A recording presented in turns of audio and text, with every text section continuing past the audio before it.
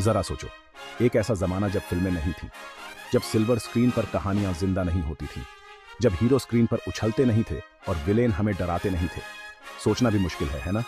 India में cinema की शुरुआत हुई एक शख्स की महानता से, दादा साहेब फाल्के। उनकी कहानी है सपनों की, हौसले की और एक ऐसी विरासत बनाने की जो आज भी लाखों लोगों को मोहित और प्रेरित करती है। फाल्के से पहले इंडिया में मनोरंजन ज्यादातर पारंपरिक प्रदर्शनों तक ही सीमित था। नाटक होते थे, नृत्य होते थे और संगीत होता था, लेकिन सिनेमा जैसा कोई अनुभव नहीं था। फाल्के एक दूरदर्शी सोच वाले इंसान, जिनकी नजर हमेशा नएपन पर होती थी। उन्होंने इस नए माध्यम की क्षमता को पहचाना। उन्होंने कहानियों को बताने की उसकी शक्ति को पहचाना, जो जनता के दिलों तक पहुंचे, भाषा और साक्षरता की सीमाओं को पार करें और एक ऐसा साझा सांस्कृतिक अनुभव तैयार करें जो पहले कभी नहीं था।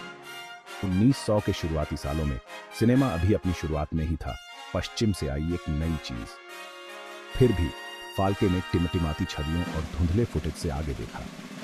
उन्होंने एक ऐसा भविष्य देखा जहां भारतीय कहानियां सेल्यूलाइड पर कही जाएंगी, जहां भारतीय संस्कृति को वैश्विक मंच पर प्रदर्शित किया जाएगा और जहां सिनेमा का जादू पूरे भारत के लोगों के दिलों और कल्पनाओं को मोहित कर लेगा।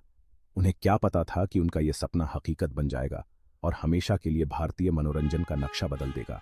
धुंडीराज गोविंद फाल्के, जिन्हें प्यार से दादा साहेब फाल्के कहा जाता है, वो सिर्फ एक फिल्म निर्माता नहीं थे।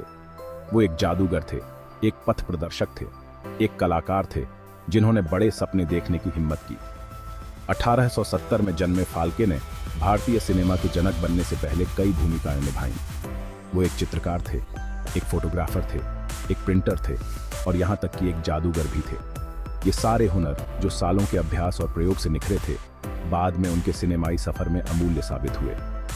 कहानी कहने की कला के प्रति फाल्के का आकर्षण कम उम्र से ही दिखाई देता था।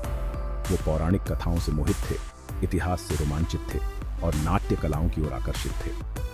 उनका ये जुनून उनकी तकनीकी कुशलता और कलात्मक दृष्टि के साथ मिलकर उन्हें भारत में फिल्म निर्माण की कला को आगे बढ़ाने के लिए विशिष्ट रूप से तैयार करता था। उन्होंने सिनेमा के तकनीकी पहलुओं के बारे में जानकारी हासिल की, आयातित कैमरों और प्रोजेक्शन उपकरणों का अध्ययन किया।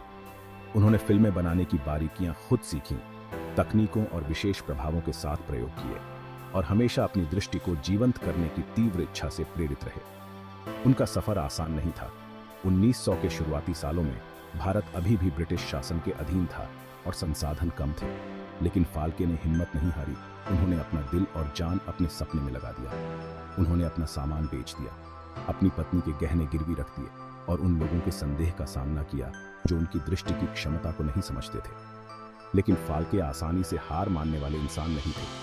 वो जानते थे कि उनके हाथों में कुछ खास बनाने की ताकत है, कुछ ऐसा जो न सिर्फ मनोरंजन करेगा बल्कि एक राष्ट्र को एकजुट और प्रेरित भी करेगा।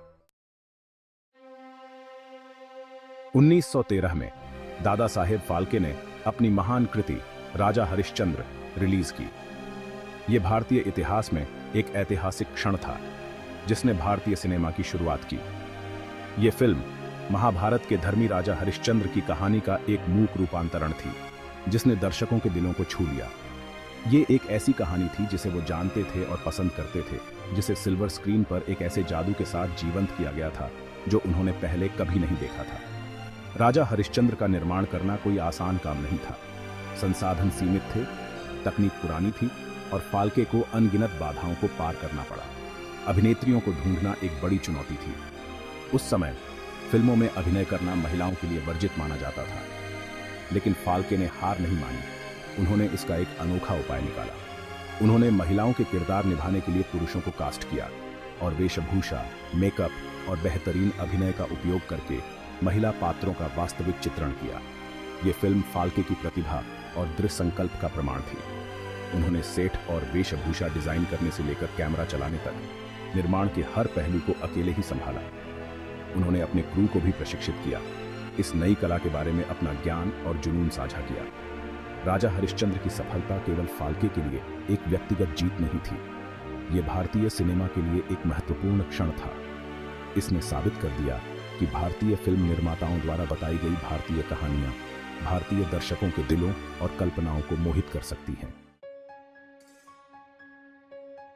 राजा हरिश्चंद्र और अन्य शुरुआती भारतीय फिल्मों में महिला पात्रों को चित्रित करने के लिए पुरुषों का उपयोग सिनेमाई इतिहास का एक आकर्षक पहलू है। सामाजिक मानदंडों और भारतीय सिनेमा की शुरुआत के कारण पैदा हुई इस प्रथा ने अनजाने में कहानी कहने की नई संभावनाओं के द्वार खोल दिए।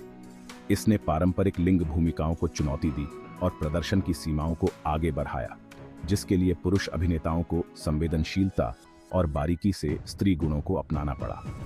ये पुरुष केवल महिलाओं के कपड़े ही नहीं पहन रहे थे, वो महिला पात्रों को जी रहे थे, उनकी भावनाओं, उनके संघर्षों और उनकी जीत को व्यक्त कर रहे थे।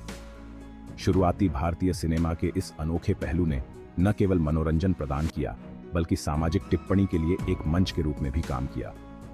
इसने लिंग भूमिकाओं, सामाजिक अपेक्षाओं और तेजी से बदलती दुनिया में महिलाओं की बदलती भूमिका के बारे में बातचीत शुरू की।